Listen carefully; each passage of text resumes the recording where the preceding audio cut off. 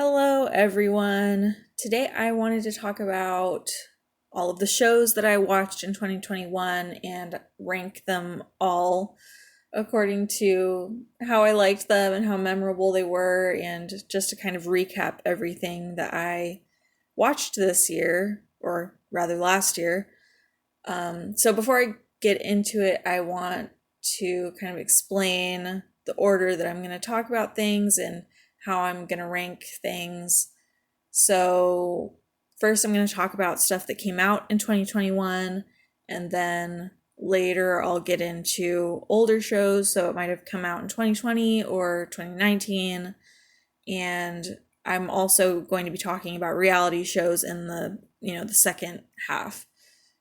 I set up the tier categories as A, B, C, D, F, green, and A, obviously being these are the top tier ones, and then F is gray and just was terrible. That's pretty self-explanatory, I think.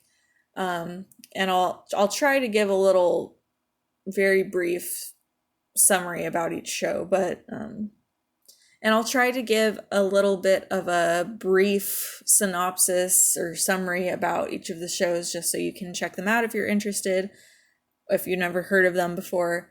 But I don't really have any notes, so it's just going to be what's off the top of my head, and also trying to not be spoilery, so it might be a little messy, but I just kind of wanted to talk about all of the shows and recap everything and look back on the year. So I think that's everything. I'll just get started with ranking everything. And these also, they're not in any particular order. It's just 2021, and then they're all scattered within that category. So the first one on here is Night Stalker, The Hunt for a Serial Killer. And this came out on Netflix pretty early in the year. It's a documentary on Richard Ramirez, the Night Stalker. I think that this one was F tier for me. It was, and I think this is going to be kind of an issue for a lot of them, but a lot of the true crime stuff or documentaries, I've seen documentaries before on these topics on YouTube, and I think that YouTubers do a better job than these legitimate Netflix shows. And that's kind of like, if it's a Netflix show, you kind of expect it to have something new to offer to the table, some new information, new interviews. There's so many more resources that Netflix can use to make the story more interesting, or get new information, new contacts, new context. And I feel like this is one example where there wasn't really anything new about it, and kind of just the way they presented it was not very interesting either. I thought it was pretty boring. This was a while ago. I think I watched this in like January or February of 2021. But yeah, that one was just kind of boring, and it wasn't really presented very well, I don't think. So next is American Horror Stories, which is, I guess, a spinoff of American Horror Story, and it's kind of just mini episodes. I think there was 7 or 8 episodes in this season. This is the first season. I don't know if they're going to do any more, but so theoretically it was supposed to be, like mini stories, like an anthology, 1 episode, 1 story. But what bugged me about it, first I'll rank it. It's probably D tier for me. C or D. I'll put it in D for now. But what bugged me about this show was, and I did a whole video on this if you want to check it out, my full thoughts on this show, but I'm a huge American Horror Story fan, and so, I thought I would like this, and I do appreciate it. I'm entertained by everything that Ryan Murphy puts out, even if it's bad. But one thing that bugged me about this was, I think there was 7 or 8 episodes, and 3 of them were centered around Murder House, which is like an old American Horror Story plot line. So that was annoying. And those episodes were just really bad, like really, really bad. And then I think there was 2 other episodes maybe that were pretty eh. And then there was like one really, really good one that I liked. But I don't know. I just don't think it was utilized very well, this concept. Like I wish there would have been more like people from the American Horror Story coming over into this show. There were some crossover or cameos, but it wasn't as much as I was hoping for. With, they have like probably hundreds of people they could pull from the original cast, from, the American Horror Story cast, and they only had like, 5 people or whatever it was crossover. And I don't know, I just don't think it was very good, unfortunately. But anyways, I'll move on. Squid Game. Of course I had to watch this one, with how popular it is. And I actually watched it twice pretty much. And I'll put it in B for now, I think. And I also did kind of a video on that. It wasn't really a review, it was kind of an analysis, but it was pretty good. It was definitely interesting. There were definitely some problems with it. For one, just the Americans, like the VIP part was just terrible. It was very cringy to watch. But as I kind of talk about in the video that I made on this show, there were some really interesting ideas about consent and just the wealth divide and just how desperate these people are to do this game. I guess, do I have to do a synopsis on that? I forgot to do that. It's about these, I'm sure you all know already since this was so popular, but it's about these people that are approached to enter into this game, this deadly game, to win money. So there were some things that I really grasped onto that I thought was interesting, like just the consent of them participating in the game and just how desperate they are and kind of why they were desperate, and some of the capitalist society that we live in and how sad it is that they're forced to participate in this game, basically. So I thought some of those concepts were interesting, and it was just I grew really attached to the characters, and I loved seeing their backstories and their development and that kind of thing. But there were also some things that were not fully fleshed out, I think, with kind of, I guess, the story behind the games and who's doing the games, and it didn't feel thought through exactly, but it was pretty good. It was entertaining. So that's in B tier for now. Okay, next is The White Lotus. This was on HBO, and it's basically about these three groups of rich people that are vacationing in Hawaii. And this show was, I think this is A tier. Pretty much everything HBO puts out is really good. But I also did a video on this. It was more of an analysis video rather than a review. But it's very short. It's like 6 episodes. And it's kind of just entertaining the whole time. It seems like it would be kind of boring, I guess. It's just, these rich people vacationing. But one thing that I really latched onto was how dysfunctional the families were, and how it's like, first world problems, how they would kind of overreact to the littlest things. And it was just really funny. It has like an all-star cast. A lot of people that I love are in it.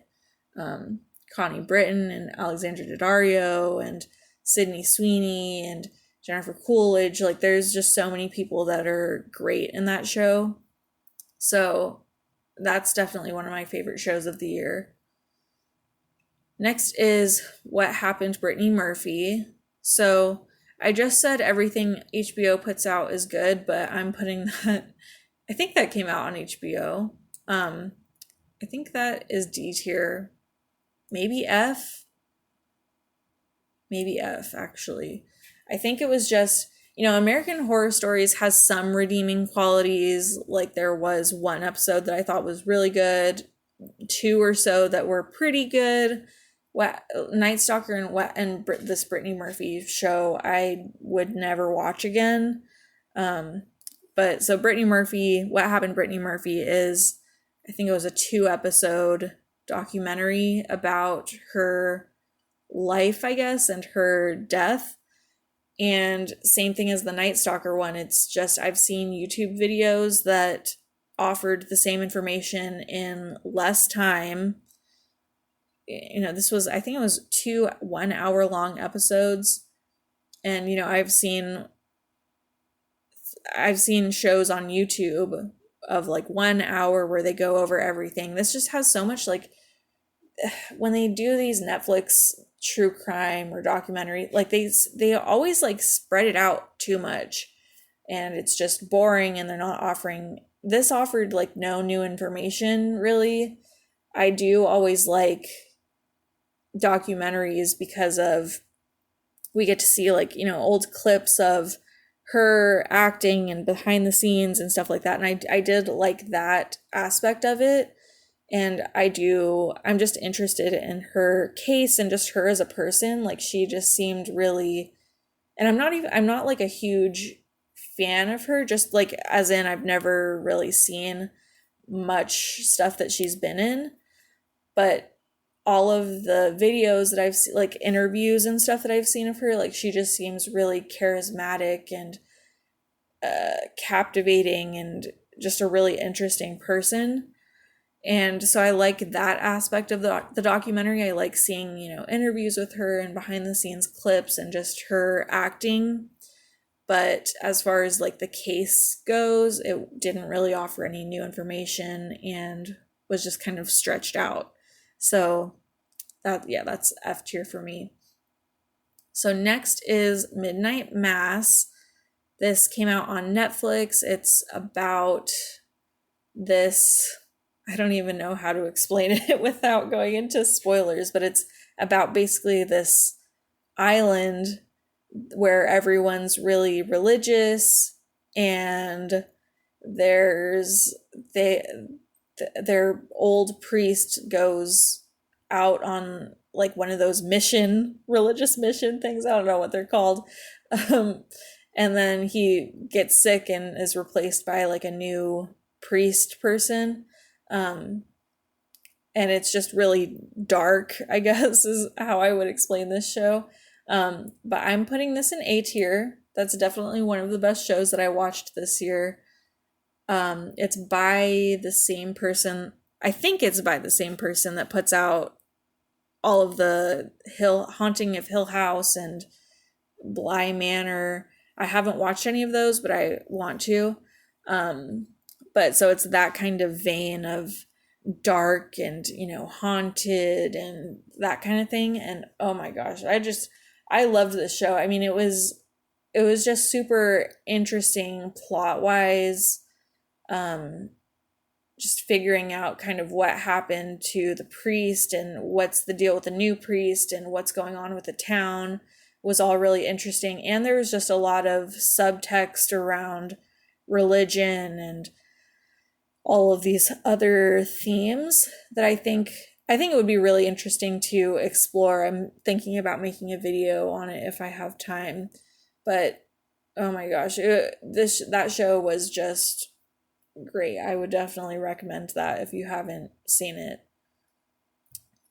So moving on to another show that I love, Succession. This is season 3. I mean, this is like one of my favorite shows, Succession. I love it. We kind of rewatched season 1 and 2 leading up to season 3. It's basically like Game of Thrones meets Arrested Development, maybe. It's like this family this spoiled family that is like competing to take over the company, the family company. And these people are all, they're just so like, they're so delusional and mean to each other, and trying to like backstab their own family, and they're just so like secluded from our normal world, and it's just really funny. But season 3 specifically, I mean, this was probably one of my most hyped shows of the year. I think it was a little disappointing. Seasons 1 and 2 I'd probably put in A tier. This one, I don't know. I think I might have to put it in C tier, or it's B or C. I'll put it in C for now. But this season, I think it was just kind of floundering a little bit. Like, I think it just didn't exactly know where it wanted to go. And a lot of it takes place over like I think the first 3 episodes happen in, you know, a couple days, and then the rest of the show is more spread out. So like the timing of every episode is a little off. You know, like some are, you know, we're seeing all these little details, and then some are spread out over months. And also, I think, you know, the family is pretty splintered at this point, so we're not really seeing as many interactions between family members, which is what made it really funny in the first few seasons, and just really interesting just seeing their family dynamic. And to hear they're really splintered, so we don't really get to see as many interactions. So it was definitely a little disappointing, but I still liked it. And it also just, it didn't go in the direction that I wanted it to go, as in like the people that I wanted to win are not winning, and it's sad. So, but I mean, maybe I should put it in B tier, because I mean, relative to everything else, it's still probably going to be like pretty good. But I mean, I would still recommend people to watch that show. It's still really good. But anyways, next is Mare of Easttown, which was one of the last shows that I watched this year. This is on HBO. It's about this detective police officer that's kind of investigating a dead girl, and like a missing girl, and trying to, you know, find out where they are, what happened to them. And it's also just mixed in with like her family drama and the community problems that are going on, and it has Kate Winslet in it. I think this is also A or B. It might be A. I'll put it in A for now. There are some, so it's like a mystery. It's, you know, it's a detective type of story, trying to track down the killer, that kind of thing. And I do think there was some, I mean, it's kind of important in that kind of show to make sure that all of the clues add up and that kind of thing. And I think some of those clues didn't exactly make sense. So that is kind of, I think that's the one thing that is making me hold back a little bit from putting it in A. But other than that part, the story was interesting. I'm always just going to be more invested in a mystery, because it just keeps me invested more. Like, it all ends on a cliff. Every episode ends on a cliffhanger, and so I want to know what happens, and I like uncovering all of the clues and getting little pieces of, oh, like this leads us here and this gives us an answer here, but it also raises another question. And also, I just liked how it combined that mystery aspect with just kind of, there's a lot of issues with the community and the family about, you know, their economic status, and also drug addiction, and just how it was all enmeshed was really interesting. this is another one that I would love to do a video on if I had time. Yeah, so that, and this one has Evan Peters in it, so of course I'm gonna love that for sure. So next is Crime Scene, The Vanishing at the Cecil Hotel. This is another Netflix true crime documentary. It was like 2 or 3 episodes. Again, there was like absolute, I think this is F tier. There was like absolutely no new information presented that I haven't seen. Like, you can just get the same information in a YouTube video, and it's going to be done way better. It's going to be like more entertaining. It's going to be no like extraneous information that you don't care about or need. So if, I mean, this case is about, well, it's kind of just about the Cecil Hotel in general. And, you know, there's been a lot of weird things that go on at the hotel in general.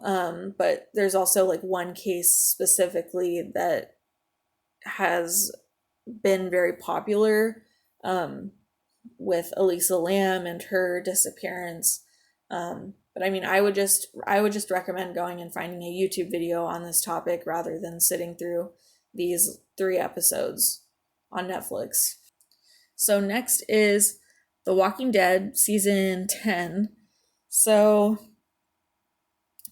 yes, I'm still watching it, and I've never really understood the criticism. I mean, obviously everyone's been saying, oh, this show sucks since whatever, people don't like it after season 5, or I don't know when people stopped watching. But I never really understood that criticism at all. I still thought it was pretty good. But this was the first season, I think, where it really started going off the rails for me with just, I don't even know. I mean, at this point, and this is going to come up with some of the other shows that I watched this year too, but it's just hard to connect at this point. So I think one of the issues with season 10, or just The Walking Dead in general, let me rank it first. I think I'm gonna put D tier maybe.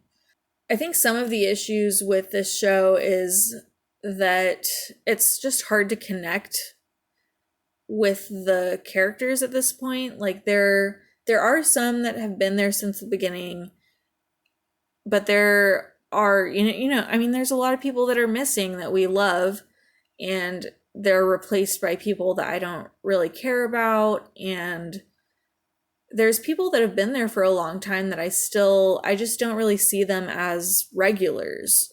I'm not invested in them. And so I think that's part of the issue, is I don't care about a lot of the characters anymore. Another issue is that I think the writing or there are just things that happen out of nowhere, or they don't make sense. You know, like sometimes the zombies walk fast, sometimes they walk really slow, sometimes they can like sneak up on them, like a whole horde can sneak up on them, and you're like, how how does this happen? And so that kind of stuff is frustrating. And then just there was just a bunch of writing stuff that it's like, why does this person have this problem now? Like, this has never been established, and now it's like the end of the world that they're, doing this thing. Yeah, this was kind of the first season where I started seeing a lot of issues. But I mean, of course, it's The Walking Dead. I've watched 10 seasons of this. I'm gonna continue watching it. So, Murder Among the Mormons, this was a Netflix documentary.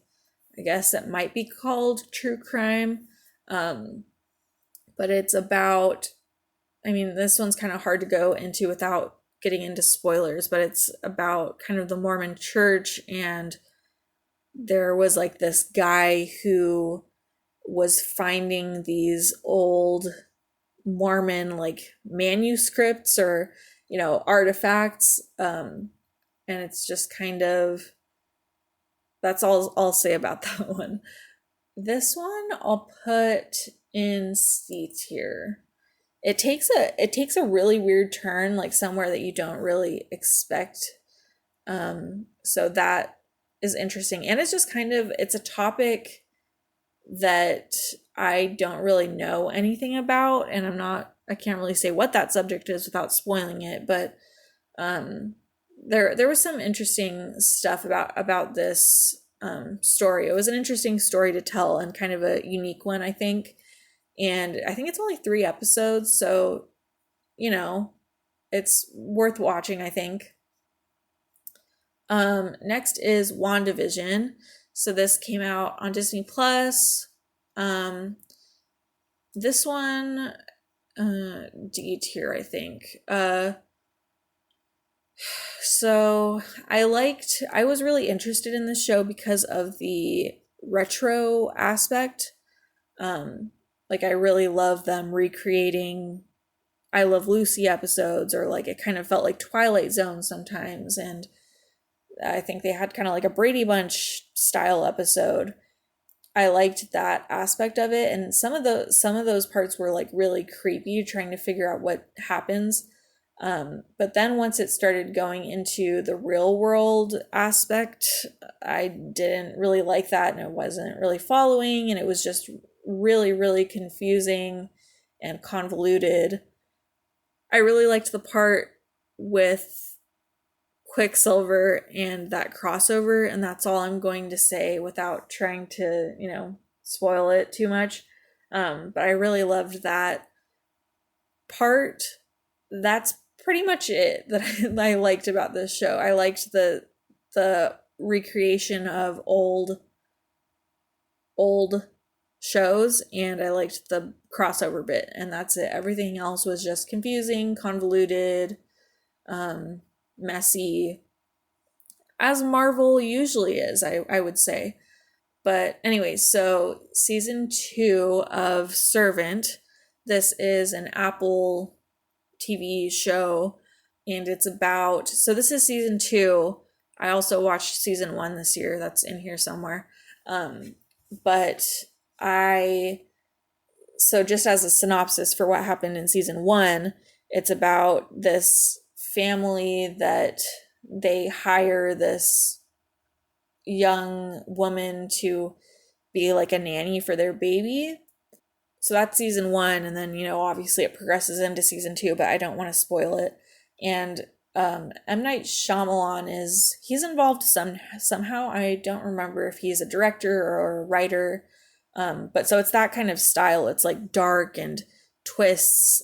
It has Rupert Grint in it. We love that. I always just really love mysteries and thrillers because it just keeps me invested in the story. There's a lot of twists and turns, and so obviously I'm gonna love this one. And it's really dark, and there's also just like I like the aesthetic of it. I like the performances and the characters.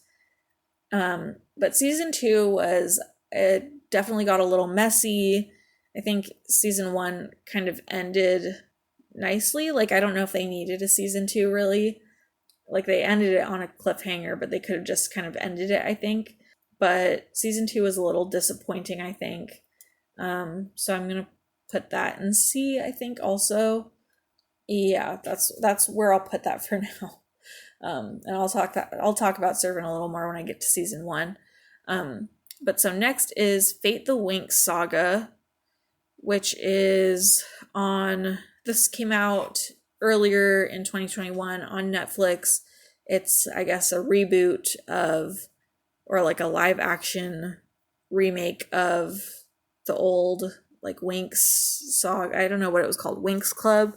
I never watched it, but it's like it's from kind of a cartoon about fairies. And I started watching this as a joke, but I actually really liked it in the end. It's about, so they're all like these fairies with, they have like powers. It's like, oh, you're the water fairy, the fire fairy, and they go to like a castle, like a boarding school for fairies, which it all sounds so dumb. Like, and there's no way that you can make fairies sound cool. But I don't know, I just really liked this show. And it's definitely been one of the more memorable ones that I've watched this year. I'm gonna put that in A tier for now. It I mean, so one thing I just really love a boarding school.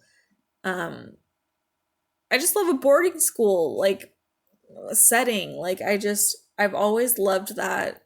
Same thing with like summer camp, I think because it feels like college, like there's no parents, they don't really have that kind of restriction. So that they feel almost like adults, but also they have like the whimsy of still being kids and not having serious problems. So I've just always kind of liked that. And another thing that I really liked about the show was like I really liked the world building aspect of it actually, and learning about what all of the powers can do and just about the world. And another thing I really liked was, so they're like they have, their group of roommates, and I just really loved their interactions and their development and how we learn a lot about all of this group of friends. There were things that annoyed me, of course, but I think ultimately I actually really liked this show, surprisingly. Okay, so next I want to talk about Dickinson season 2. This is another one. I have season 1 also that I'm going to be talking about. But so this is just, it's like I guess a fictional retelling of, or it's like inspired by Emily Dickinson. Like it's supposed to be her, her growing up and her writing her poems. And it's definitely an interesting concept. It's like set in, I'm so bad with history. I don't know when Emily Dickinson, like I'm so bad at this. I watched this show, but I'm not exactly sure what time period it is. It's like 18. I feel like it might be like 1840s. I don't know. No. Probably 1890s or 1880s. That's when I'm guessing this is set. But so it's like, they're dressed like that. They have kind of these concepts of that time, but also it's combined with like modern talking and like modern slang. So like they talk about, just one example that comes to mind is like, oh, they're having a party, and the group of teens come over and they're like, house party. And it's just like, obviously like people back then wouldn't be calling it a house party, but it technically is a house party. Like that, it does relate to what we would do now. So I just kind of liked how these two worlds are mashed together. So I'll put, and I think it takes a while to kind of get into the swing of things and kind of start to understand the humor of the show a little bit. I'm gonna put, I think I liked season 2 better than season 1. I don't exactly remember. I might put it in C. I don't know. It's kind of one of those shows where it's like, it's okay, but it's not too memorable. Like I remember kind of liking it, but it's not really a show that I ever think about. But I do, there are some things that I like about it, and obviously I've gotten through 2 seasons of it, so it's okay. But anyways, Cooking with Paris. This came out on Netflix, and it's just kind of it's like a bunch of different things. It's like a reality show, it's like a cooking show, it's like an interview show, and it's just Paris bringing on all of these different guests, and they cook a meal together. So I'm gonna put this in B tier, I think. It was, I mean, first of all, it's really short. I think it's 6 episodes. It's obviously not like top tier quality stuff. It's fluff basically, but it's really interesting. I kind of just liked the humor behind it. Like I liked, it's obviously very over the top and kind of fake in a way. It's just playing into like this dumb blonde stereotype, but I don't know, I just liked it. Like it was kind of over the top without being too much. And there was just a lot of different things to enjoy. Like I liked the fashion of it. She would have like a fancy new dress on every episode. The guests were interesting. They're really short. It's like 20-minute episodes.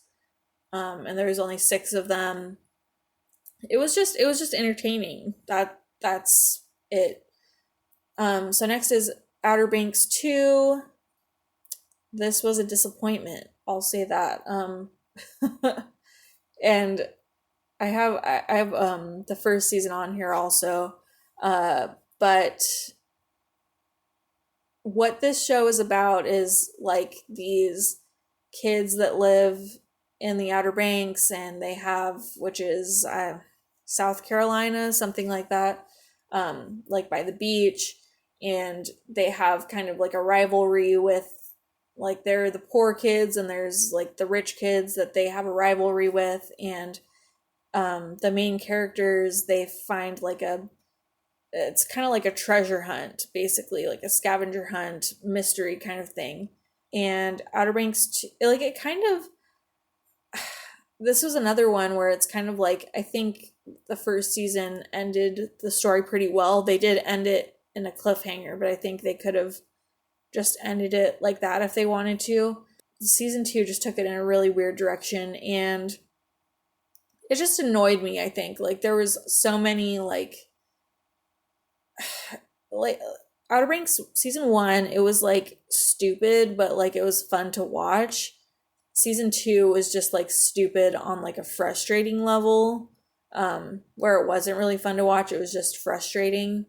So I think for that reason, I'm gonna put it in D tier. I'll still watch season 3, but like, I don't know, season 2 is pretty frustrating to watch. So I think that's it for all of the shows, all of the 2021 shows that I watched. And now I'll get into older shows and reality shows. So first is The Bachelorette, season 16. So this is Claire Crawley and Tayshia Adams season. So, I mean, obviously, if you don't know what The Bachelor is, it's just, so this is The Bachelorette, so it's one woman and like 25 men that are competing to date her, basically. And, she chooses who she wants to move on to the next week. So this I'm going to put, I don't even know, C tier maybe? I think it's C tier. I think ever since, I think all of the shows that I'm talking about in this video, I think all of them are all of the Bachelor related shows. I think these all happened in COVID world, so they're all not normal. Like, usually they travel a lot, and so I think this season, Tayshia and Claire's season, it was the first season where they were stuck in a hotel the whole time. And I think the production team, like, they just weren't really creative with like what they can do. Like, they didn't set up interesting dates, even though there's a lot you can still do, I think, even stuck at a hotel. But it was just kind of the same dates over and over again. And it just doesn't feel the same. It doesn't feel as magical, I think, when they're stuck in one place and that we're being reminded of, COVID all the time. But I do think there was a decent amount, like there was a good amount of drama that didn't feel completely manufactured. There, like, the stuff with Claire in the beginning is really good. And then some of the rivalries with the men were good. There were there were good characters that I was, and I call them characters, but whatever, that I was like rooting for or that I was interested in, because some of the other seasons that we'll talk about, I just don't care about the contestants at all. But so I think C tier is pretty good for that one. Next is the challenge Inferno 2. So this I don't know when this came out, 2005, something like that. So it's just really old. But I love the challenge.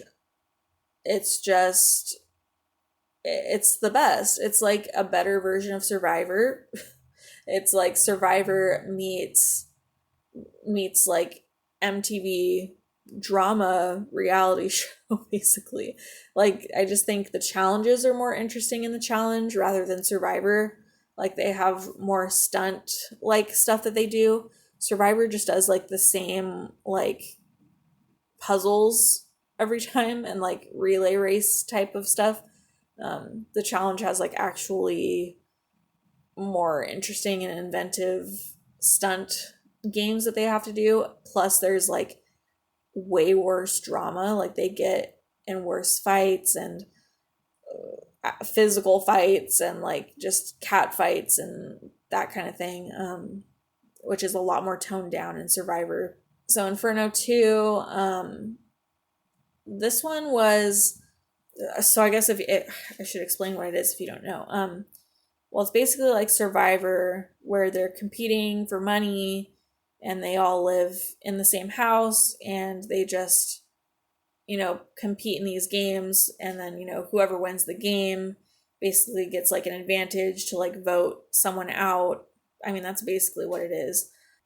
So Inferno 2 was, the concept behind this one was there was like the good guy team and the bad guy team. So there was like the goody two shoes people and then kind of the villains, and they were on like two teams and fought each other. And I don't want to go too much into it. I don't want to spoil it, obviously, even though this is like a 20-year-old show at this point. But I just loved basically who I was rooting for. Like, I loved their journey, and there was some good people on there that I like, Landon and CT. So, there was some good things about this. I'm going to put that in B tier, I think. Next is Survivor Season 20, Heroes versus Villains.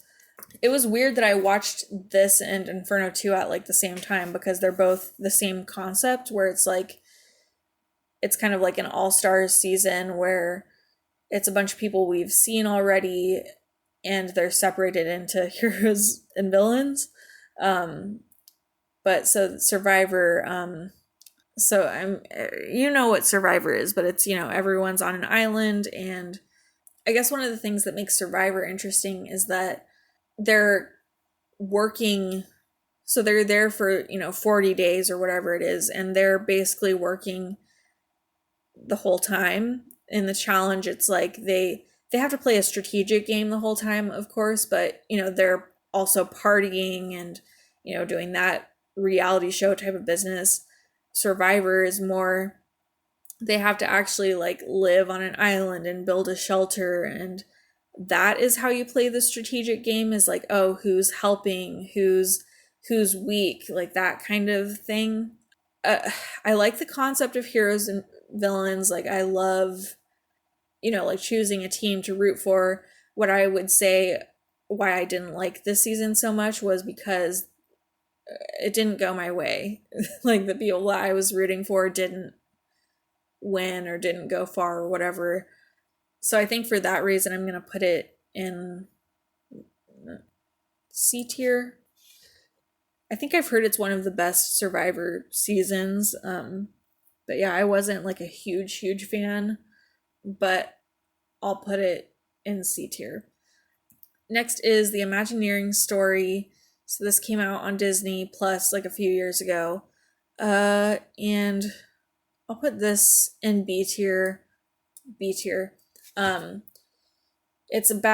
just like a documentary series about Disney and more of the park aspect of Disney and how each of the parks got built and some of the problems that they had. I think this also had a similar problem to some of these other documentaries where it didn't really present much new information, but it is, like it's a much wider topic, so it's kind of compiled. But like if you want this information, you could find it in like other scattered YouTube videos, but this kind of has a way to, it compiles it all well, I think. And again, I just kind of like watching all of the old footage and that kind of stuff. So I'll put that in B tier. Next is Teenage Bounty Hunters. This came out on Netflix last year. And it's about, the name is so dumb, the name of the show, like don't judge it from the name. But it's about these teens that they're sisters and they go to like a Catholic school, and then on the side they bounty hunt. And it sounds so stupid. Like I know it sounds stupid, and it was like the same thing as Fate the Wing Saga. We watched this as a joke, and then like we actually started liking it. And I think you have to watch it through the lens of like, I think it is ridiculous on purpose, like for sure. I don't know. I think it was funny. I liked the concept. I liked some of the themes it explored. And I'm really sad that they canceled it and that there's no season 2. And it ended on a cliffhanger too, so that really sucks. But I think that's A tier for me. It's definitely one of the more memorable ones that I watched this year. And next is Survivor. I think this is season 1. I decided to try to, start watching all of the Survivor seasons. So Survivor season 1, I'm gonna put this in D tier. Like it's interesting to see how it started for sure. But it also definitely it just wasn't as dramatic back then.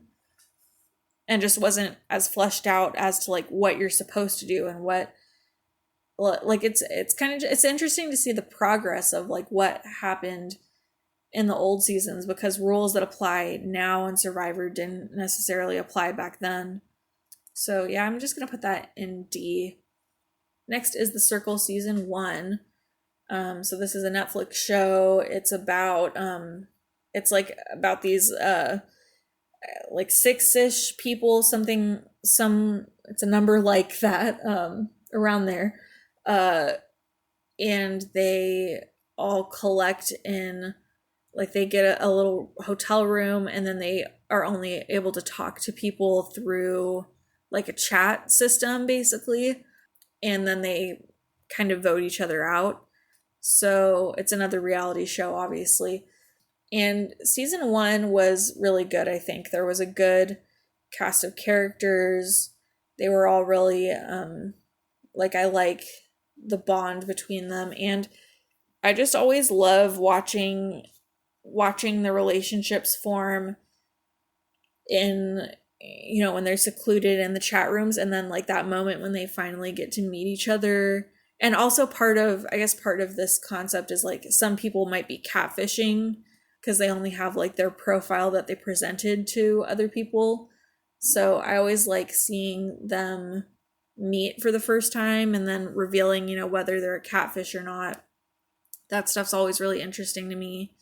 Yeah, season 1 just had a really good cast, I think. So I'm going to put that in B tier, I think. Next is Shameless season 10. This is, I'll just explain what Shameless in general is. It's about like this. It's about the Gallagher family that are poor, I guess, and trashy, and they just find ways to like swindle and hustle, and it's just kind of the hijinks of this dysfunctional family. it's again, it's like it's season 10, so it's like kind of losing its fitting.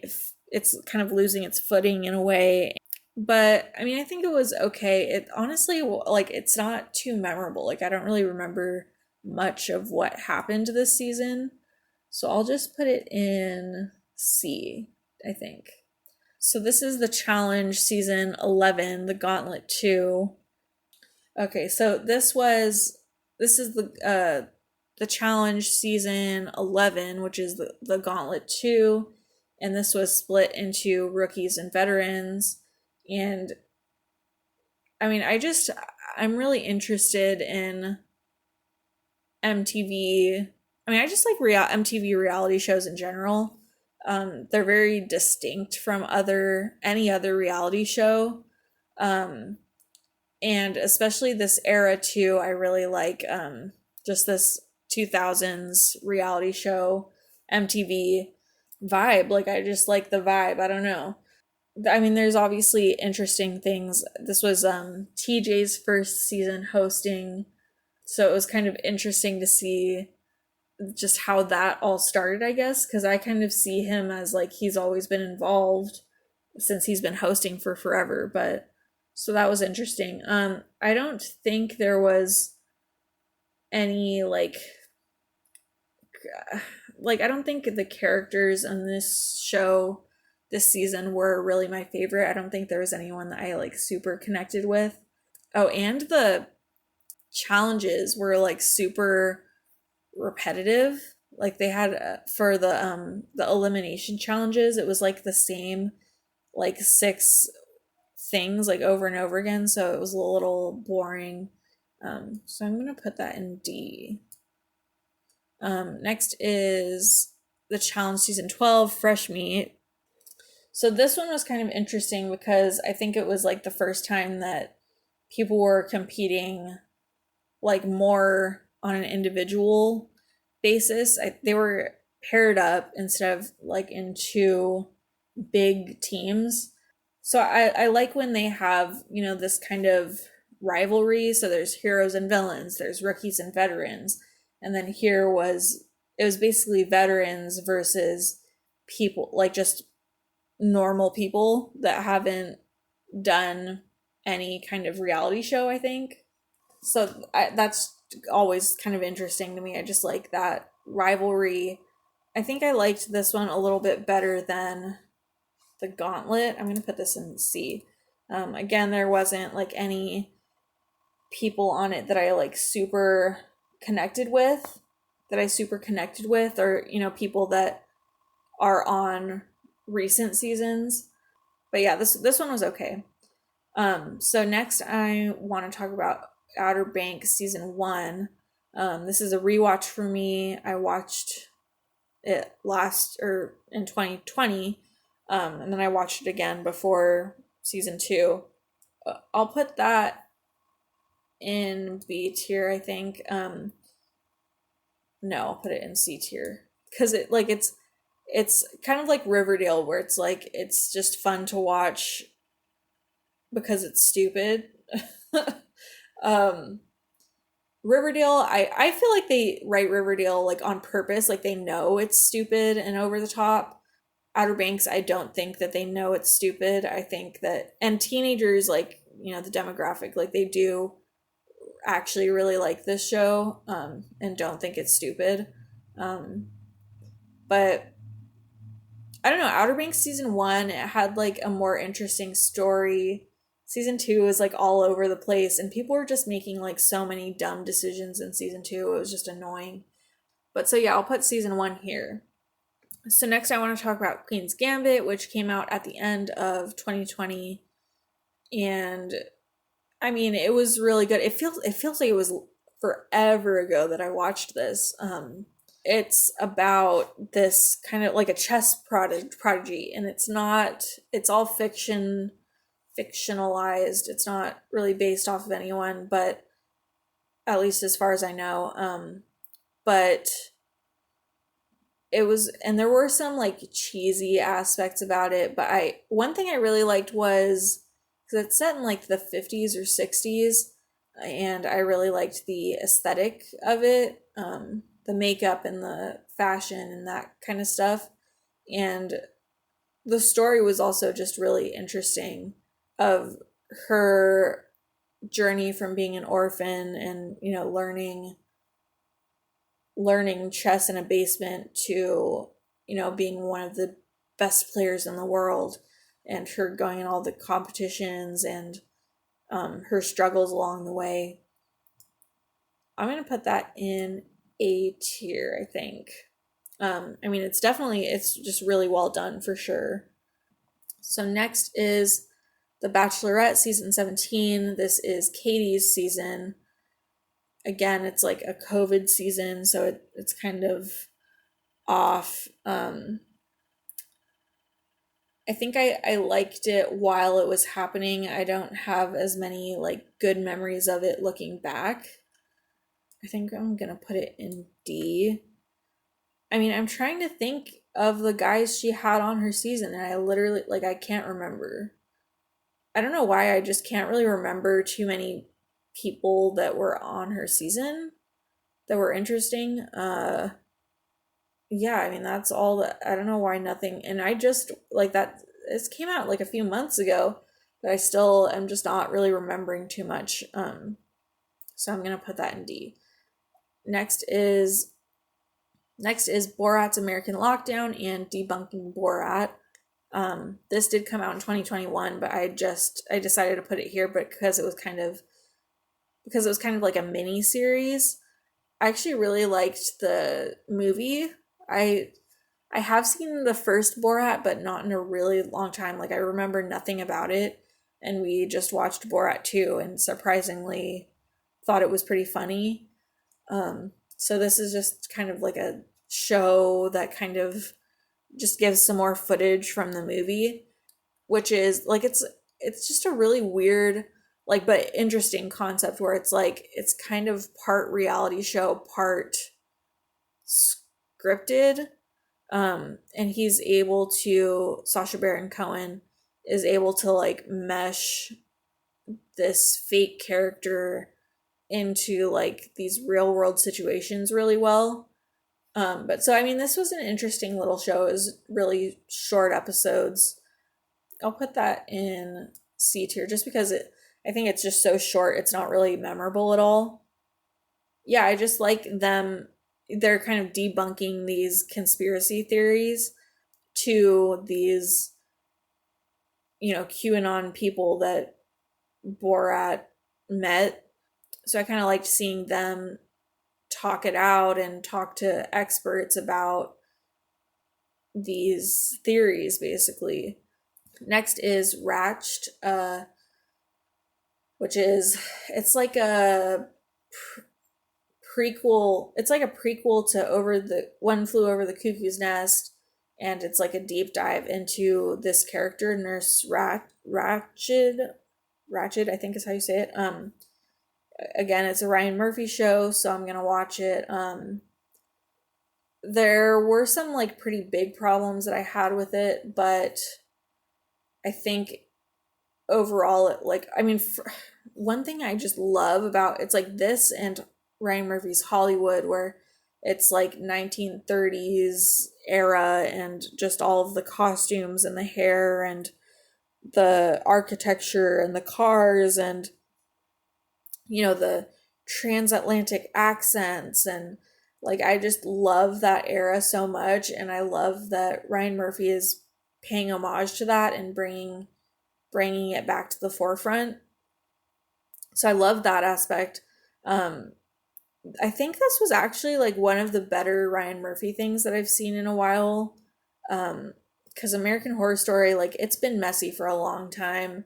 American Horror Stories was messy too, obviously.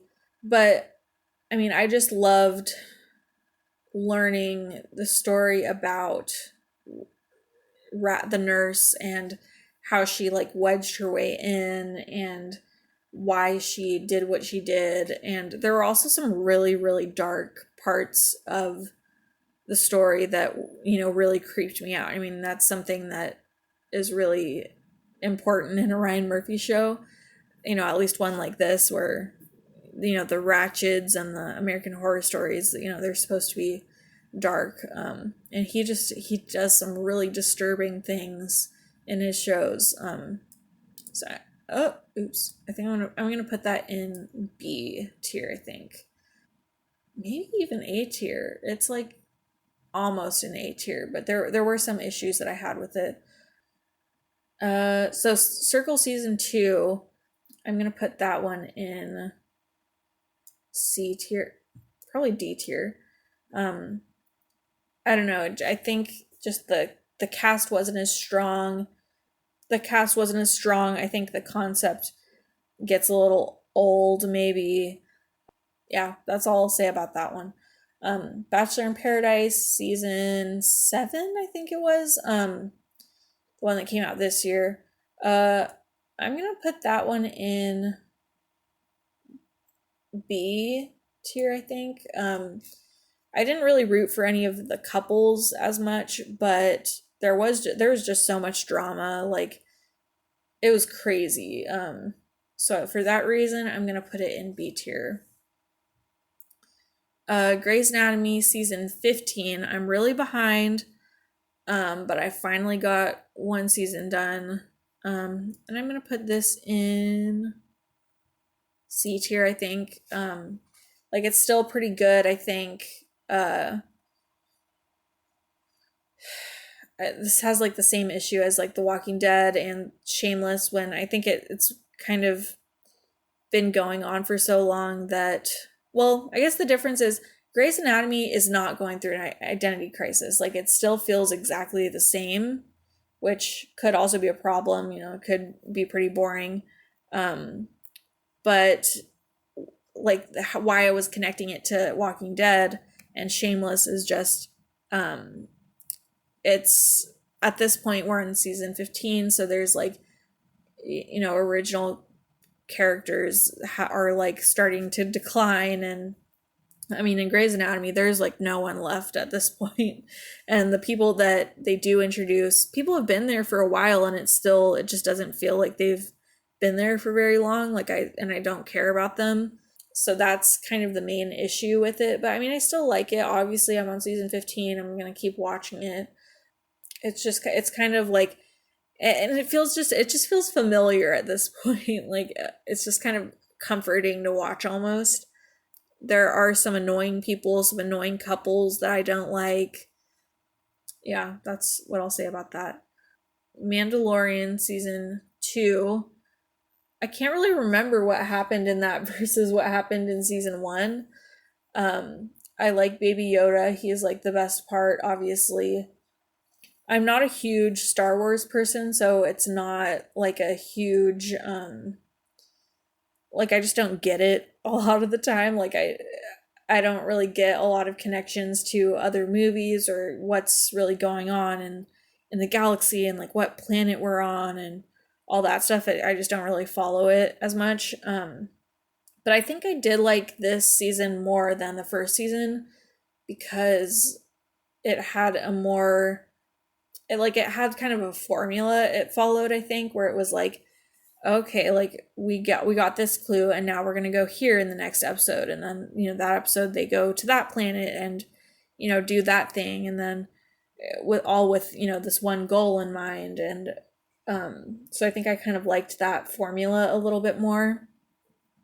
But ultimately, like, it's Star Wars, so I don't really care about it that much.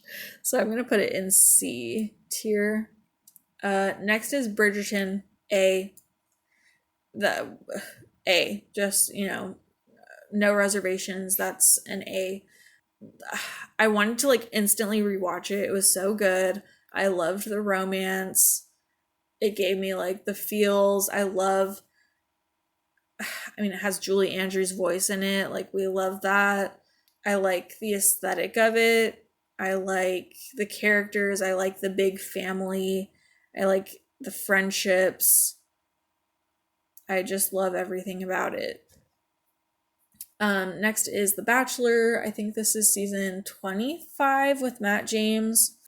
So this was another COVID season, which was kind of unfortunate, but the place that, like, the hotel that he filmed his at was it was still pretty cool though, and I think they did a decent number of different dates and stuff.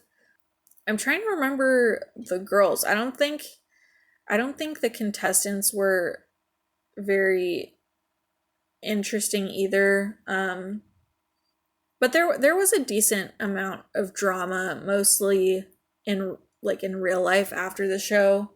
I mean, it's kind of more than drama, but I think C tier is pretty good for that though.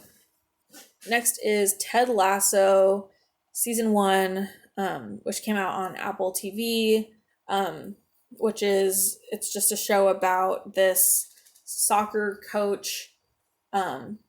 Well, actually, I think he's a football coach, like a football coach, and then he goes to England to coach a soccer team. And this one's just kind of like a cute little show. It's not really like too deep for me, which is why I think I'll put it in C tier. It's kind of like forgettable, but I do really like Ted Lasso as a character, and obviously Jason Sudeikis' portrayal of him. I just really like that character and how, I don't know, like he is kind of an interesting character. He's like really sweet, but he is also kind of like a doofus, but also he's not. Like he also kind of knows what he's doing. He's just really like lighthearted about it and knows what lessons are important, and like, I don't know. And there's a lot of other characters too that are really interesting. But I think ultimately it's kind of one of those shows that it's just like, it's pretty eh. I wouldn't get Apple TV again just for that show. Dickinson season 1. I talked about it a little bit when I talked about season 2. It's okay. I think it took a little bit for me to kind of get into it and understand the humor.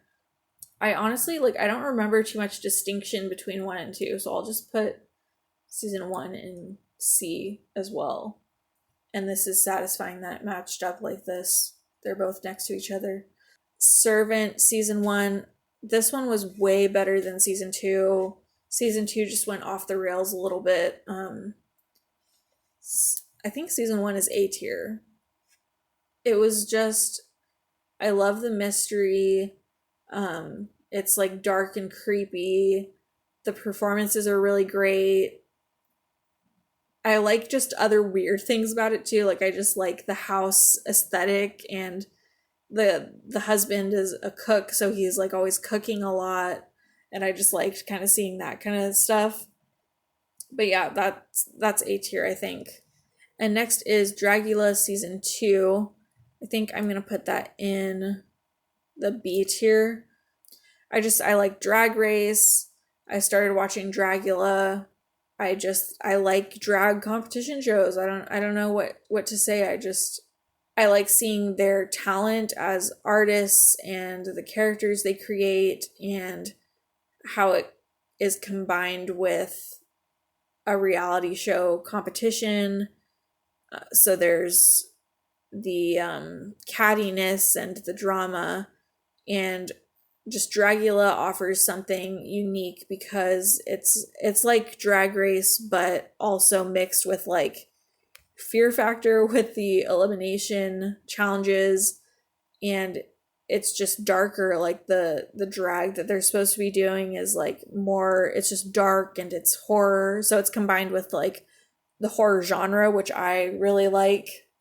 So it's kind of a good mix for me to enjoy.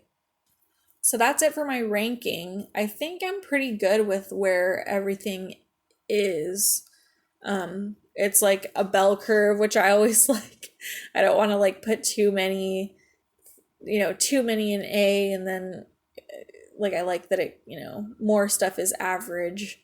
And it makes sense that, I wouldn't have too many F tier stuff, because I am obviously going to choose to watch stuff that I think I'm going to like. And I don't know, I'm kind of happy that, I have my favorite group of shows. What is that? 8 shows that I really liked, and then, B tier shows. Like, I don't know. So that's pretty much it. Let me know if you watched any of these shows, where you would put them, where you would rank them. If you watched any other shows that were interesting, like where you would rank them.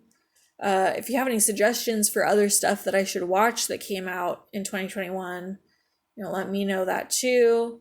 Yeah, I think that's pretty much it. Thanks for watching this whole thing if you're still here.